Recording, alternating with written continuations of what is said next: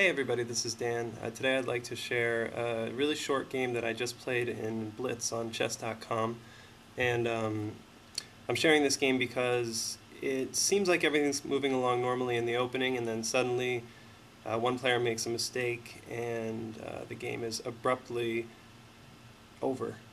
So let's take a look and we'll see what happened to open the game. White opened with e4, black played c5, Sicilian defense. Of course, if you've studied any chess openings, you know this is one of the most popular defenses to e4 for black, and it's a good one. So white continues well with nf3, preparing maybe for this d pawn to advance to d4 later on. And after knight c6 from black, that is indeed what white goes ahead with, d4, and when pawn takes pawn, the knight can recapture. So we have knight takes pawn on d4. Black continues with pawn to g6, planning to Fianchetto the bishop on g7. White continues knight c3, developing another piece.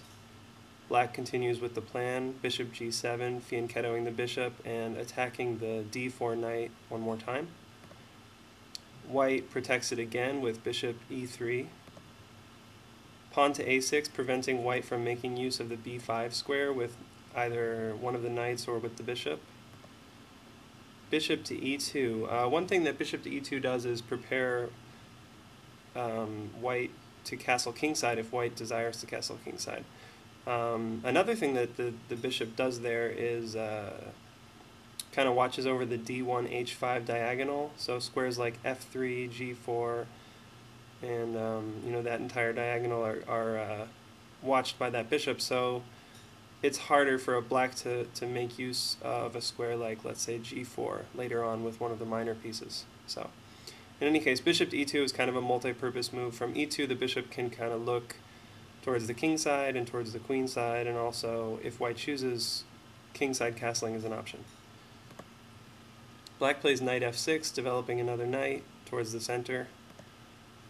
White plays queen d2. Now the bishop on e3 and the queen on d2 form a battery that points at the h6 square, which could potentially be a move that white could play, bishop to h6, to weaken black's kingside, particularly if black decides to castle kingside, which it looks like black probably is heading towards.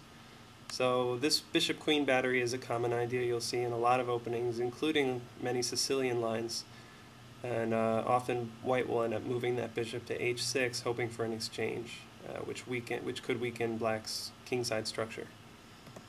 So here black castles kingside, and rather than just go ahead with an attack with a move like bishop h6, white decides, well, let's just be a little patient and castle queenside. White feels that the king will be safer on the queen side, and since the attack is on the king side, when you castle queenside, it allows you to advance your kingside pawns more freely, since you don't have to worry about king safety. So in this position, we get to the blunder, which comes from black.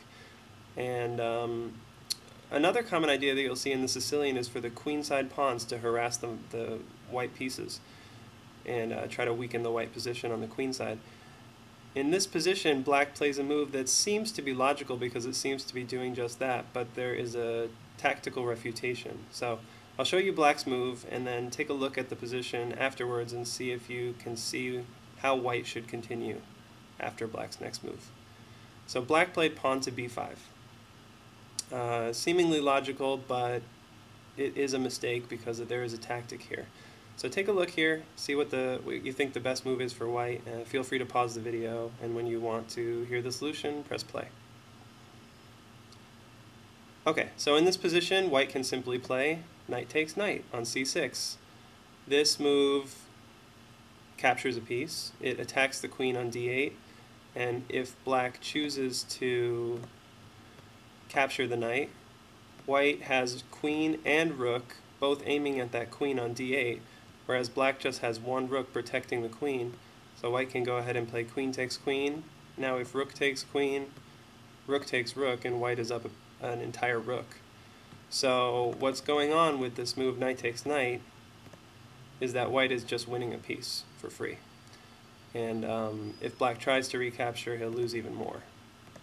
A whole rook will drop. So just a kind of a pretty typical case of how, even fairly experienced players can make this kind of oversight in the opening or in any part of the game.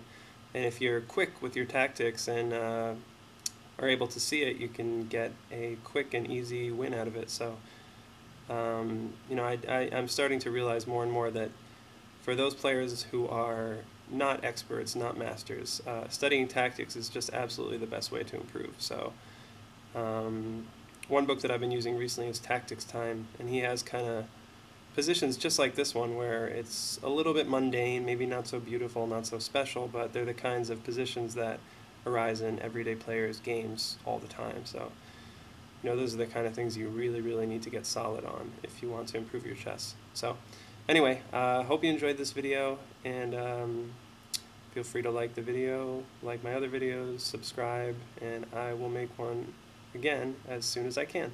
Thanks. Bye.